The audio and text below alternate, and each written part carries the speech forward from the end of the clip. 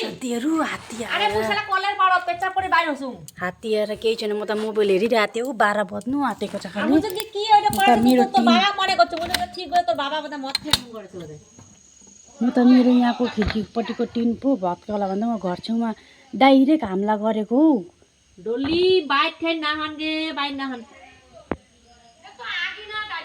देख त बेसी ब्याइयो हैन 11टा बाजेको त खाली होइन 12 बज्ने बेला 12 बज्ने बेला भछ है साथीहरु उनीहरुको बाहिरको बल्ब निभाएको थियो नि त्यही लागि नि गएको बाहिरको बल्ब निभाउँछन् नि उयो घरको चाहिँ बल्ब बाहिरको निभाउँछ अनि डाइरेक्ट उदाको घरमा गएको रहेछ साथीहरु मेरै घरको पछाडिबाट गएछ जानु पनि म त मोबाइलै हेरिरहेको थिएँ